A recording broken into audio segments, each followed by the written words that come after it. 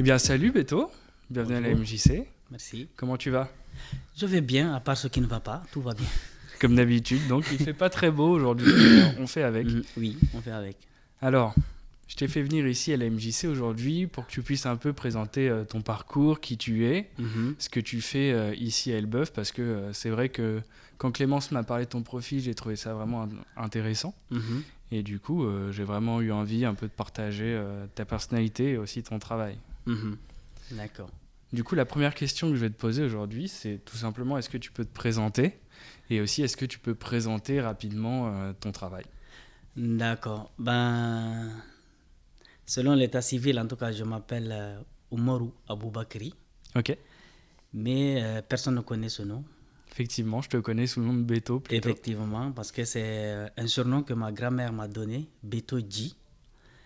Mais au fil du temps, c'est coupé, c'est arrivé à Beto tout court. Ok, Et j'y tiens beaucoup parce que c'est un prénom qui est dans ma langue, alors que le reste, ce n'est pas dans ma langue. d'accord. Est-ce que ça veut dire quelque chose peut-être? Absolument, absolument. Betoji est donné à un enfant qui arrive en période de grande pluie, entre 10 heures et 11 heures, chez le peuple Peul.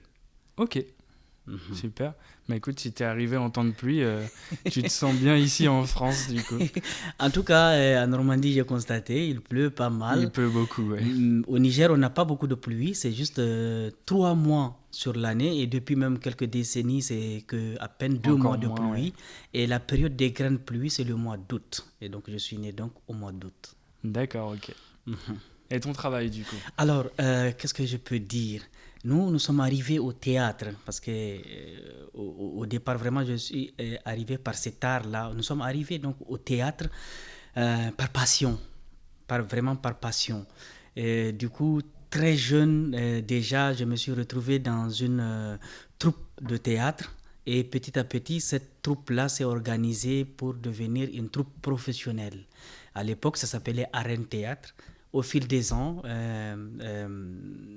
les gens changent, les gens évoluent. C'est Et sûr. Arène Théâtre est devenu aujourd'hui Forge Art. Et on a créé un espace qui porte le nom sur la rive droite du fleuve Niger, dans le quartier Seno, l'espace Forge Art.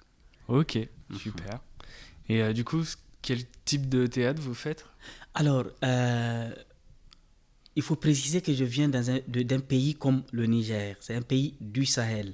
C'est un pays de l'Afrique de l'Ouest avec énormément de problèmes, énormément de défis. Il fallait trouver des outils pour communiquer avec les gens, aller vers les gens. Bien évidemment, très vite, on s'est retrouvé à faire du théâtre, ce qu'on appelle le théâtre utile. Pour moi, tout le théâtre est utile. Du théâtre utile, donc du théâtre de sensibilisation, du théâtre forum, du théâtre paysage, du théâtre de l'invisible, du théâtre participatif, tout ça pour sensibiliser les gens sur le changement de comportement. Mais très vite, je me suis rendu compte aussi que j'avais vraiment une passion pour le théâtre écrit, le théâtre de scène, le théâtre d'auteur. Et du coup, d'ailleurs, notre metteur en scène à l'époque était aussi l'auteur de la troupe, Alfred Dogbe, Feu Alfred Dogbe. On s'est mis donc à faire ces deux types de théâtre-là. Aussi bien le théâtre parlé en français, écrit en français, avant d'être mis en scène.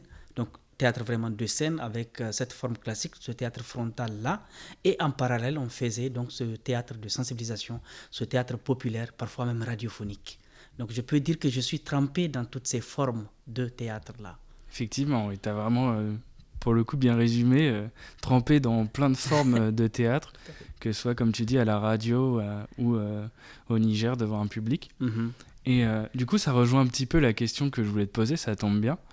Dis-moi, Beto, c'est quoi le théâtre pour toi? Le théâtre. Alors, ça, c'est des questions. Quand tu es tellement imprégné dans quelque chose, quand on te pose la question, tu te sens un peu bête, non? Tu as du mal à résumer ton être. Parce que moi, je ne peux pas me dissocier du théâtre. Pas possible. Mais pour moi, ce que je peux dire par rapport à cette question, c'est d'abord, c'est un outil pour créer du lien social. Le théâtre, d'abord, pour moi, c'est une école de ma passion. C'est une façon de mettre en valeur ma culture, mais surtout de créer du lien social. Parce que pour moi, le rôle premier du théâtre, c'est ça. C'est vraiment joliment dit.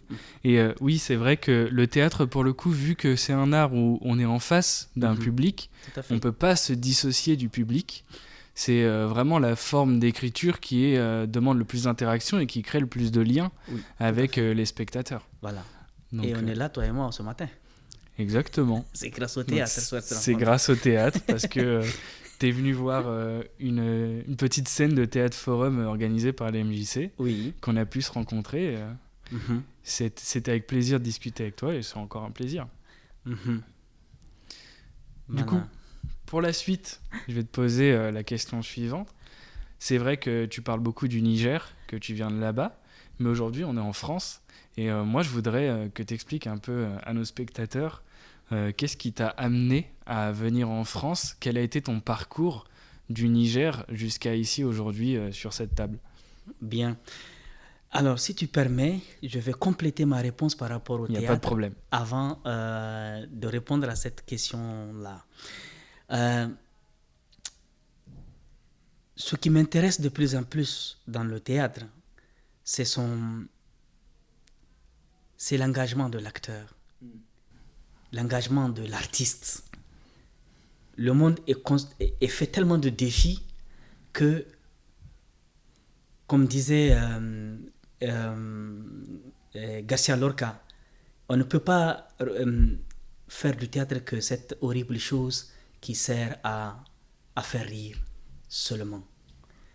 Et du coup, ça nous ramène à une question. Moi, en tant qu'artiste, quel est mon rôle dans ma société? Quel engagement j'ai, devoir même, je dirais, vis-à-vis de ma société? Et pour moi, il est fondamental de ne pas dissocier l'art, le théâtre et la politique. Pour moi, ce n'est pas possible. C'est intéressant. Il y a tellement de défis. Le monde va tellement il se désintègre tellement vite en ce moment. On perd tellement de repères dans nos sociétés que l'artiste doit se poser des questions.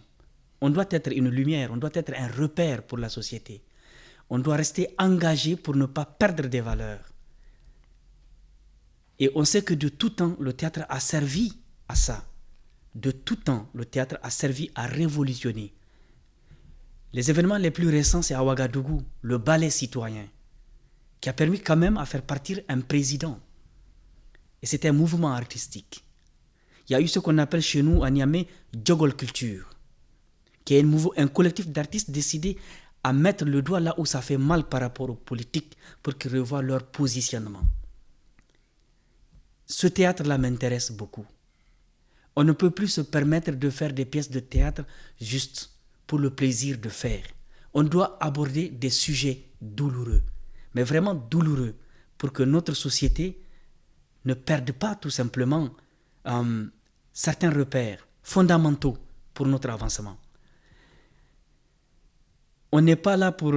Albert Camus d'ailleurs l'a très bien dit, il dit que sa génération n'est pas là pour refaire le monde.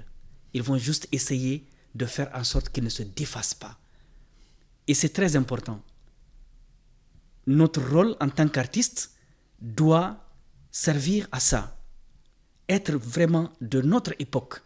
Traiter des problèmes de notre époque. Sans avoir de prétention d'une époque future ou quelque chose comme ça. Juste palper. Aborder les questions qui intéressent notre époque. Et il y en a beaucoup.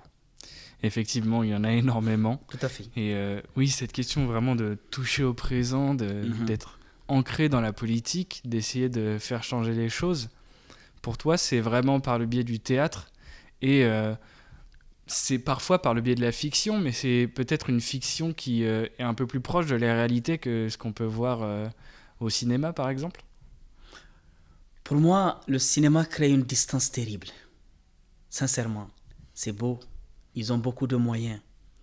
Ils peuvent même faire vieillir un acteur en moins de 30 minutes. Prendre de l'âge.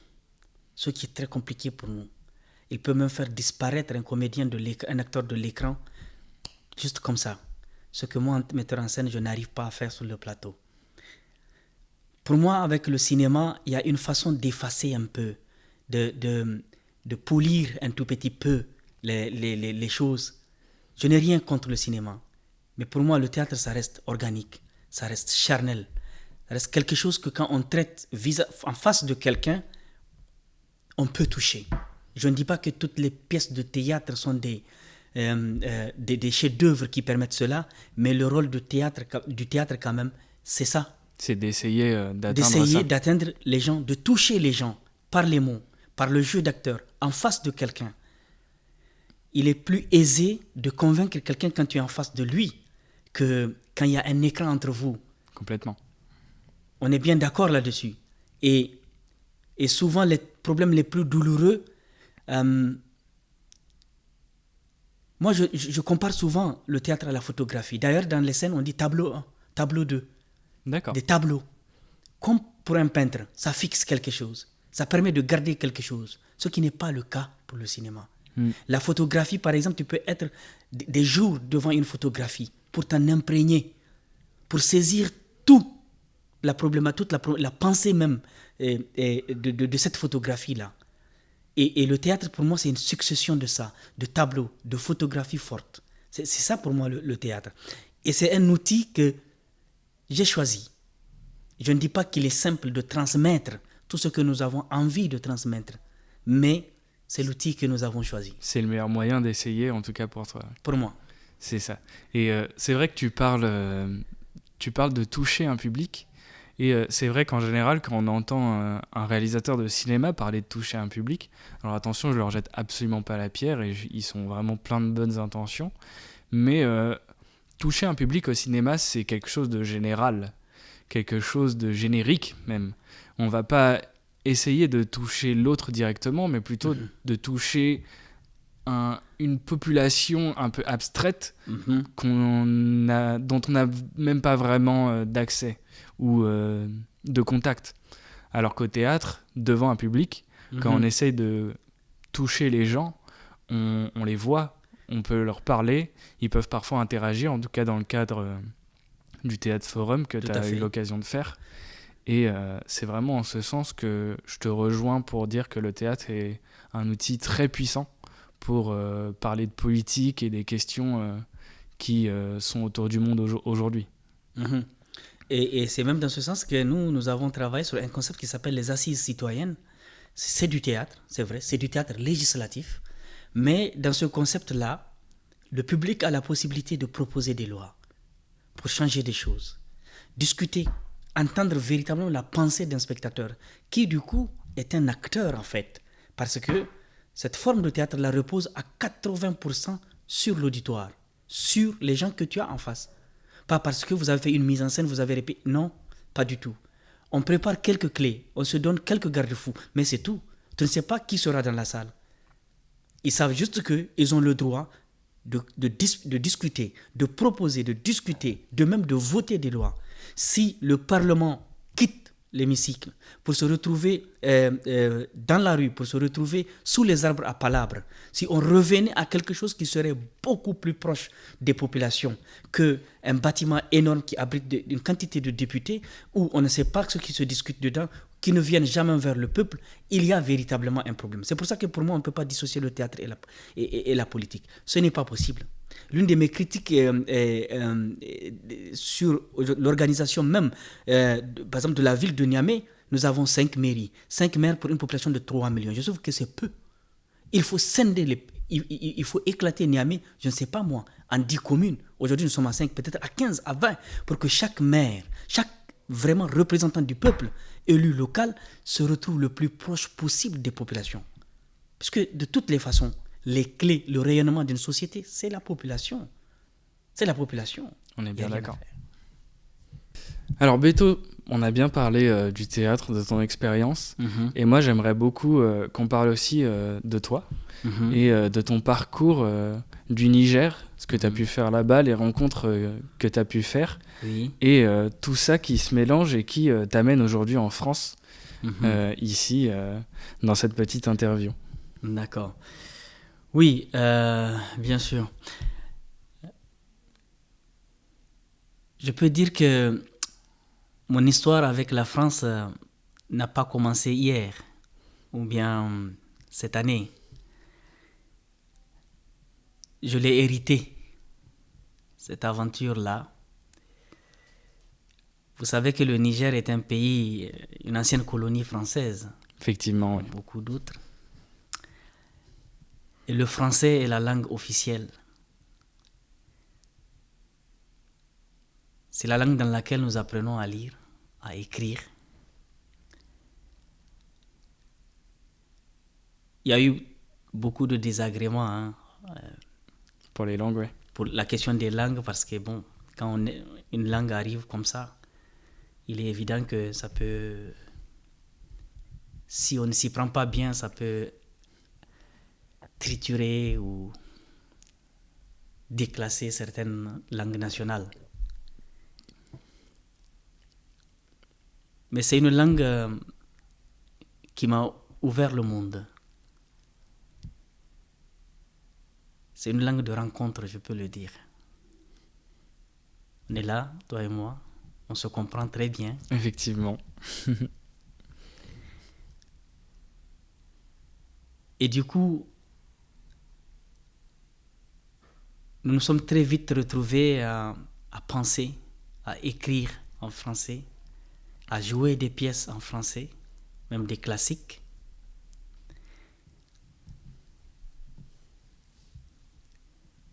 Et quand nous sommes arrivés au théâtre, il n'y avait pas d'école de théâtre au Niger. Il n'y en a toujours pas, de toutes les façons. J'ai 50 ans presque cette année. Il n'y a toujours pas. Il fallait se former. Et à l'époque, l'un des cadres adéquats, ça l'est toujours, c'est le Centre culturel franco-nigérien, le CCFN Jean Rouch, qu'on l'appelle. C'est dans ce cadre-là que nous pouvions avoir des ateliers de jeu d'acteurs, de mise en scène, de diction, de ceci ou de cela. Et c'était même l'un des rares cadres qui existait à l'époque. Et franchement, le CCFN a joué son rôle. Sur plusieurs décennies, il y a eu comme ça une succession d'ateliers, des metteurs en scène, des directeurs d'acteurs, des auteurs qui sont venus de la France et même des autres pays d'Afrique et de l'Europe pour donner ces ateliers-là. Et c'est ces ateliers-là qui m'ont permis de rencontrer Eva Doumbia, qui est donc la directrice de la compagnie La Part du Pauvre et qui travaille ici au théâtre Bendouche. Effectivement, on a la chance d'avoir Eva Doumbia régulièrement ici à Elbeuf, qui présente sa pièce Devoir surveiller, une pièce en série, qui est vraiment super intéressante et c'est vraiment un honneur pour nous de l'avoir dans cette petite ville, au nord de la France, alors qu'elle vient plutôt du sud. Tout à fait. Et du coup, tu vas nous parler de cette excellente metteuse en scène qu'est Eva Doumbia. Effectivement. Donc, moi, je l'ai eu vraiment en tant que formatrice et pas que une fois. C'est vraiment sur la durée de notre première rencontre en 2003 à aujourd'hui. 20 ans cette année. Oui. Donc, ce qui est intéressant dans cette aventure-là avec Eva Doumbia, c'est que c'est pas que une transmission de technique de théâtre. C'est aussi une aventure humaine. Parce que c'est très important pour nous, artistes, de considérer cette aventure humaine-là. Parce que nous allons vers les gens, nous échangeons avec les gens, nous essayons de comprendre, de connaître les gens. L'humain est fondamental dans le travail de l'artiste. Je peux dire que Eva m'a ouvert donc ces portes-là. Un cheval à deux ailes entre l'aventure artistique et humaine. l'année passée déjà, j'étais là avec elle, où j'ai mis en scène Kwasa Kwasa, qui est une pièce, sinon je dirais juste un texte, écrit par un auteur comorien, un slammer, sur l'immigration. On a la même problématique au Niger. Hein. Vers les Comores, ils traversent la mer pour arriver. Vers chez nous, ils traversent le désert pour arriver.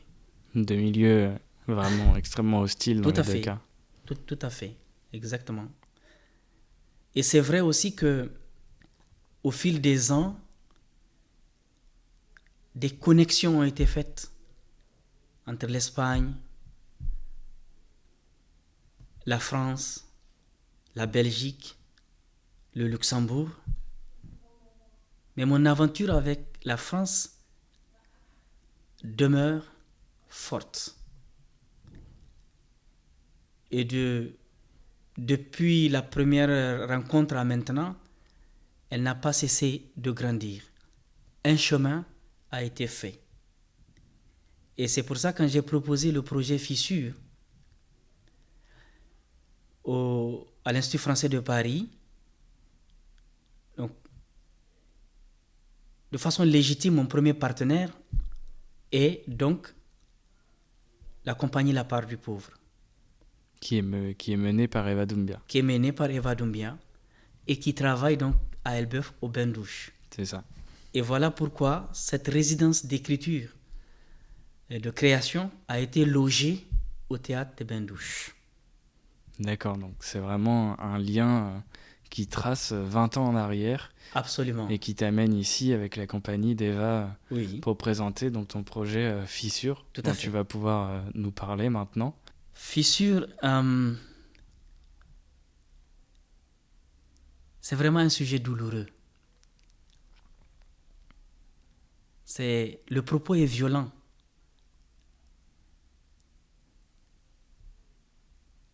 Qu'elle soit dite de la façon la plus tendre possible ou la façon la plus excessive possible, la violence restera de la violence. Et Fissure aborde ce sujet-là douloureux, le sujet du viol. J'ai envie de dire même que c'est une espèce de théâtre documentaire. Parce que sur le plateau, c'est pas une actrice ou une comédienne qui s'approprie le texte d'un auteur, mais c'est sa propre histoire. Elle est victime de ça. Et qu'elle accepte aujourd'hui, 13 ans après les faits,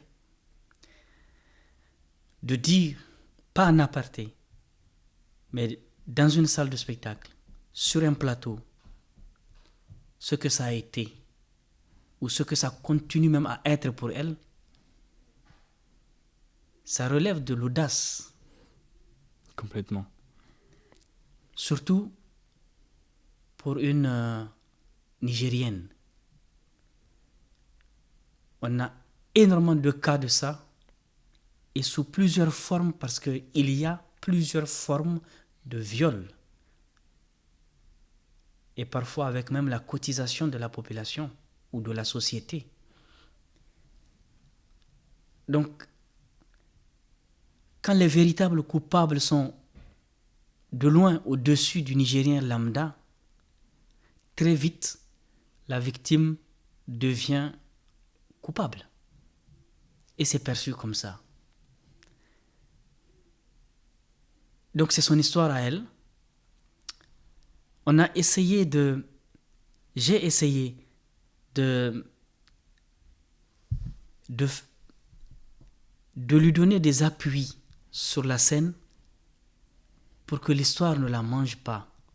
Très vite, tu as un nœud au ventre, tu as une boule qui monte dans la gorge et plus aucun mot ne sort. Il ne s'agit pas d'embellir ou bien de faire des artifices. Les mots remplissent déjà tout ça. Mon rôle, c'est juste de lui donner des appuis. d'enlever la cruauté au maximum pour que ça soit dit. Et qu'elle-même, elle puisse tenir du début jusqu'à la fin pour partager son expérience, ce qu'elle a vécu. C'est pas chose aisée. Complètement. C'est déjà difficile pour énormément de femmes d'en parler même aux yeux de la loi. Et de le faire devant un public, comme tu dis, ça relève vraiment de l'audace, d'un très grand courage. Tout à fait. Et c'est ce que nous allons essayer de montrer au public d'Elbeuf le 25 mars prochain à 19h. Vous avez entendu, Fissure, 25 mars, au Théâtre des Bains-Douches à Elbeuf, à 19h. C'est vraiment une pièce qui a l'air de te tenir à cœur et que je suis vraiment honoré de pouvoir aller voir dans ma ville, juste à côté, dans cette petite ville, une pièce vraiment qui pour moi est vraiment importante et qu'il faudra aller voir. J'espère que beaucoup de gens seront présents et qu'ils pourront faire l'expérience du témoignage de cette jeune femme qui a vécu ça et qui n'est pas actrice, pas vraiment actrice, mais un témoin. Oui, c'est une jeune comédienne, très jeune d'ailleurs. Mais sur ce travail-là, c'est vraiment un témoin. C'est son histoire. Moi, je n'ai fait que coucher sur papier ces mots. Merci beaucoup, Beto. Sur ces mots, on va pouvoir en finir avec cette petite interview. C'était vraiment un honneur de t'avoir aujourd'hui. Merci. Et de nous parler de ton projet futur qui vraiment est très intéressant, très engagé et qui a vraiment du sens dans notre société de nos jours. Tout à fait. Merci à toi. Merci beaucoup. Merci. Et je te souhaite une très bonne journée. À toi pareillement. Merci. Ouais, Au revoir. merci.